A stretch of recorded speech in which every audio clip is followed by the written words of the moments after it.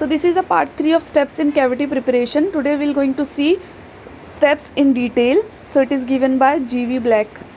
So the steps in cavity preparation given by G.V. Black consist of stage 1 and stage 2. We are going to first see stage 1 and then we are going to see stage 2. So let's see what is stage 1. Alternative name is initial tooth preparation. Its steps are obtaining outline form. First of all, we have to obtain outline form while preparing the cavity, and obtaining primary resistance form, and obtaining primary retention form, and obtaining convenience form.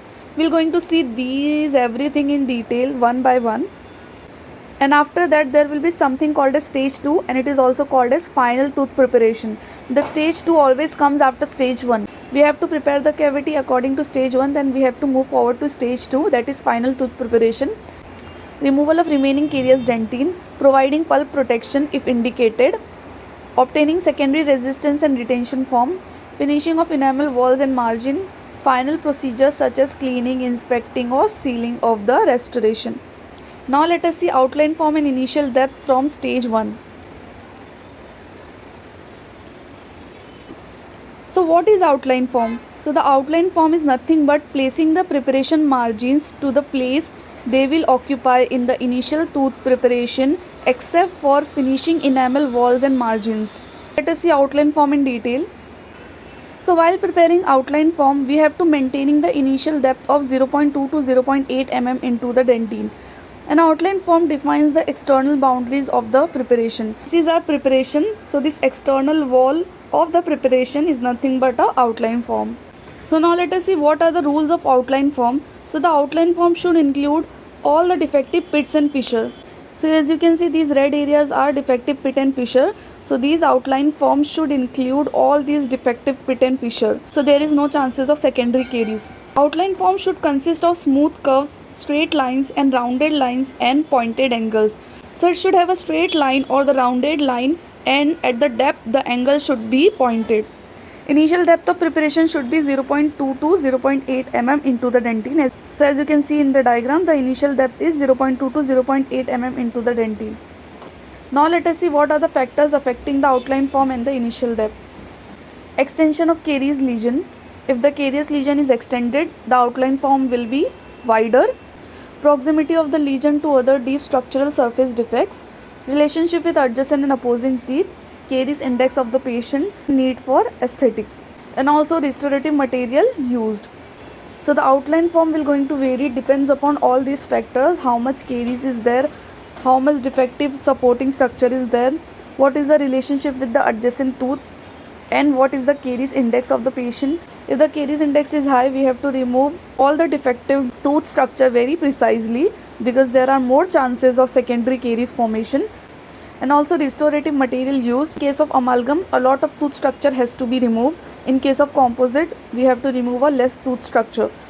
So it depends upon these features, we have to decide the outline form of the cavity.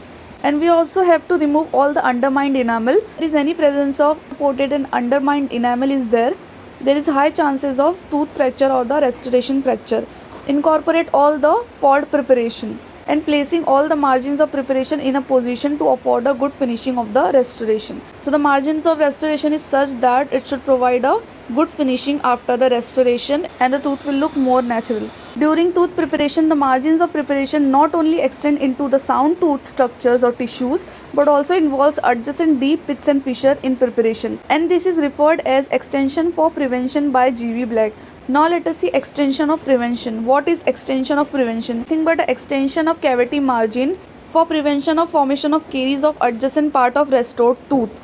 If these pits and fissure are involved in caries formation, we have to extend the margin till this area so that the adjacent deep pits and fissure is also get involved, and there will be less chances of recurrence of caries in restored tooth. Now let us see primary resistance form in detail. So now let us see the definition of primary resistant form. So now let us see definition. Primary resistance form is that shape and placement of preparation walls to best enable both the tooth and the restoration to withstand without being fractured under the stresses of masticatory forces delivered principally along the long axis of the tooth. This is our restoration if the stresses are given along the long axis. So the tooth and the restoration should withstand these masticatory forces which are along the long axis of the tooth.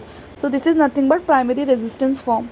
Now let us see factors affecting the resistance form. Amount of occlusal stresses. If there is more occlusal stresses, there will be high chances of fracture of tooth. So there will be low resistance form. Type of restoration used.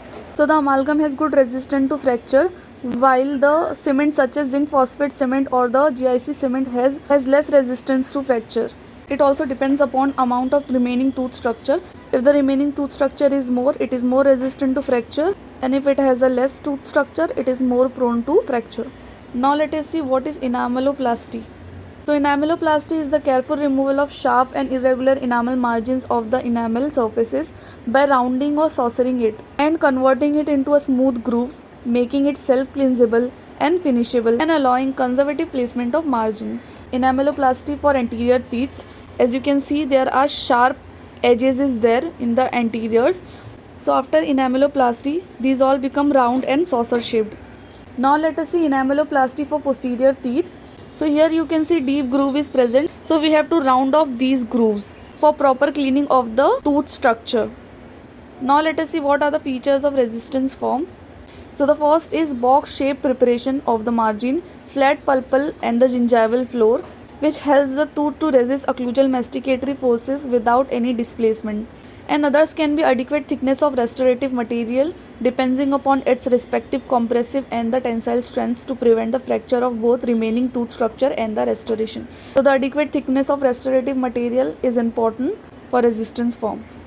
Other features are restrict the extension of external walls to allow strong marginal ridges in the area with sufficient dentine and support. Fusion of weakened tooth structure to avoid fracture under masticatory forces. So we have to involve all the unsupported or the weakened tooth structure under the cavity preparation, so it will not get fracture while masticatory forces will applied. Other features are rounding of internal line angles to reduce the stress concentration point in the tooth preparation. So we have to do rounding of these sharp angles, so there will be less stress concentration point in the restoration. Resistance form also depends upon the type of restorative material used. For the copper amalgam required minimal thickness of 1.5 mm. In case of cast metal, it requires 1 mm of thickness. Or in case of porcelain, it requires minimum thickness of 2 mm to provide resistance to fracture.